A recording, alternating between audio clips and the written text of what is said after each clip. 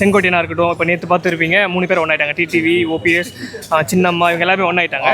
அதோட ஃபேக்ட் எவ்வளோ இம்பாக்டாக இருக்கும் ஏடிஎம்கே? சார் அது பாதிப்பு வந்து ஏடிஎம்கேக்கு ரொம்ப பாதிப்பு. இன்னும் எப்படின்னு கேட்டிங்கன்னா, ஏற்கனவே டிடிவி தினகரன் அம்மா மக்கள் முன்னேற்ற கழகம் வந்து தென் மாவட்டத்தில் 2021 வந்து கிட்டத்தட்ட 36 தொகுதியில் அவர் பிரித்த வாக்கு தான் அதிமுகவுக்கு தோல்வி.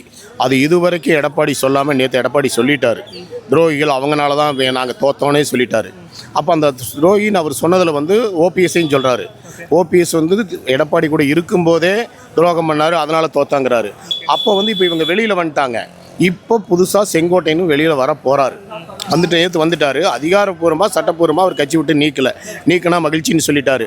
நீக்கினா மகிழ்ச்சின்னு அவர் எதுக்கு சொல்கிறாருன்னா, இவங்க ஏற்கனவே ஒரு திட்டம் போட்டாங்க. நம்ம எல்லாம் ஒன்றா சேர்ந்து நேற்று பேட்டியிலே சொல்லிட்டாங்கல்ல, எங்களுக்கு முதல் எதிரி வந்து எடப்பாடின்னு சொல்லிட்டாங்க.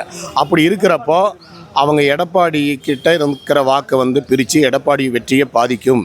அது நிச்சயமாக வந்து எடப்பாடிக்கு தான் அந்த பாதிப்பே தவிர வேறு யாருக்கும் கிடையாது. கண்டிப்பாக இந்த 3 பேர் ஒன்றா சேர்ந்தது வந்து எடப்பாடி வாங்கக்கூடிய 60 தொகுதி, 70 தொகுதி, 80 தொகுதிங்க குறைக்கும். சவுத்து குறைக்கும்.